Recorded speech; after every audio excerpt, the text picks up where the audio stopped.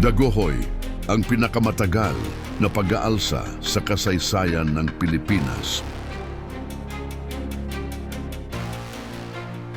Habang ang ibang pag-aaklas laban sa mga Kastila ay tumagal lamang ng ilang buwan o taon, may isang Pilipino na naglakas loob lumaban ng halos isang buong siglo.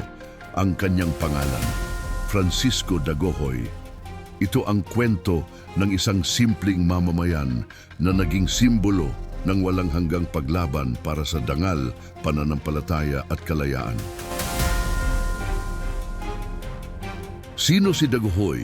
Si Francisco Daguhoy ay isang katutubo mula sa Bohol noong panahon ng pananakop ng mga Kastila. Hindi siya isang datu, hindi rin sundalo, isa lamang siyang karaniwang Pilipino. Ngunit minsan sa kasaysayan, sapat na ang isang kawalan ng katarungan upang magbago ang takbo ng isang buhay at ng isang buong bayan.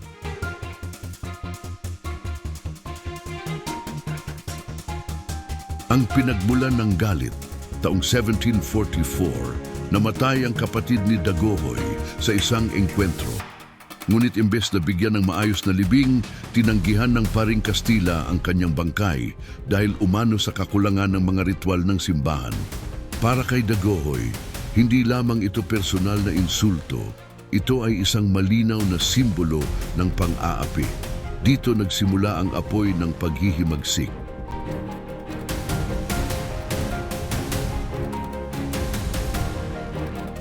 Ang simula ng pag-aalsa. Tinipon ni Daguhoy ang mga kapwa Boholano, mga magsasaka, mangingisda at katutubo na sawa na sa buwis, sa pilitang paggawa at pang-aabuso.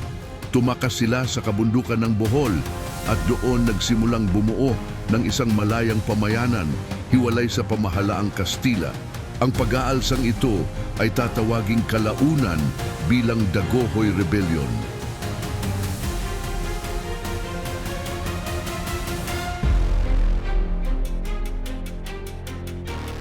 85 taon ng paglalaban, ang pag-aalsa ni Daguhoy ay tumagal ng 85 taon mula 1744 hanggang 1829. Ilang general ng Kastila ang ipinadala, ilang sundalo ang namatay, ngunit ang mga rebelde sa Bohol ay hindi kailanman tuluyang nasupil.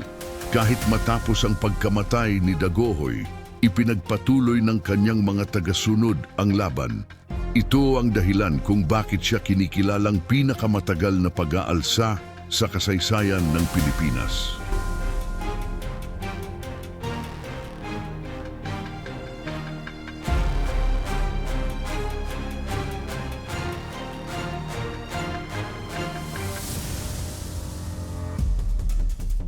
Paano natapos ang pag-aalsa? Hindi sa dahas natapos ang pag-aalsa ni Daguhoy, kundi sa pangako.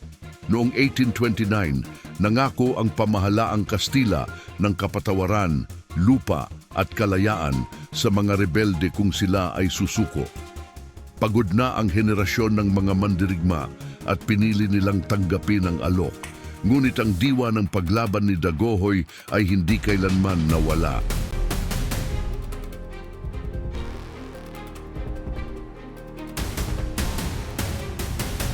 Ang pamana ni Daguhoy, hindi man kasing sikat ni Rizal o Bonifacio, si Daguhoy ay patunay na ang tunay na bayani ay hindi laging nasa mga aklat. Minsan, nasa mga bundok, lumalaban sa katahimikan. Ang kanyang kwento ay paalala na ang kalayaan ay hindi madaling ibinibigay. Ito ay ipinaglalaban